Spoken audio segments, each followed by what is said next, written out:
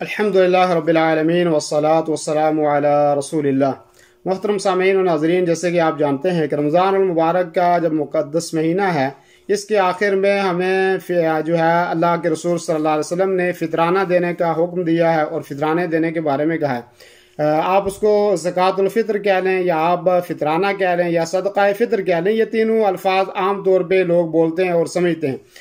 اس کا حکم یہ ہے کہ یہ واجب ہے، اور دلیل اس کی یہ ہے کہ حضرت ابن عمر رضی اللہ عنہ فرماتے ہیں کہ فرض رسول اللہ صلی اللہ علیہ وسلم زکوٰۃ الفطر، کہ اللہ کے رسول صلی اللہ علیہ وسلم نے زکوٰۃ الفطر کو یعنی صدقہ فطر کو یا فطرانے کو واجب اور ضروری قرار دیا گیا ہے۔ واجب سے یہاں مراد آپ فرض سمجھ لیں، یعنی ضروری ہے، الا یہ کہ کوئی ایسا آدمی ہے کہ جس کے پاس کچھ ہے ہی نہیں ہے، ایک وقت کی خوراک بھی، ایک دن کی خوراک بھی اس کے پاس موجود نہیں ہے، وہ مکلف نہیں ہے، کیونکہ اللہ رب العالمین کسی کو اس کی طاقت سے زیادہ مکلف نہیں ٹھہراتا۔ تو جو آدمی جس کے پاس ایک دن کی خوراک بھی نہیں ہے وہ الگ بات ہے، لیکن یہ جو شرط بعض لوگ یہ شرط لگاتے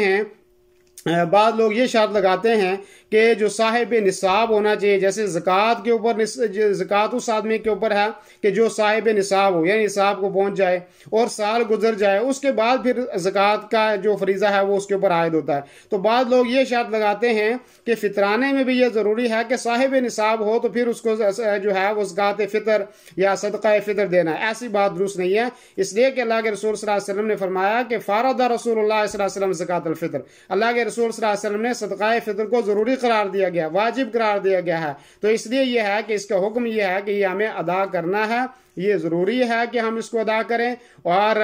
یہ اللہ کے رسول صلی اللہ علیہ وسلم نے تاکید کے ساتھ اس کو ادا کرنے کے لیے کہا ہے۔ دینی رہنمائی کے لیے ہمارے چینل کو سبسکرائب کر دیجئے اور گھنٹی کے نشان کو دبا دیجئے تاکہ آپ کو مزید قیمتی ویڈیوز ملتے رہیں۔ جزاک اللہ خیر۔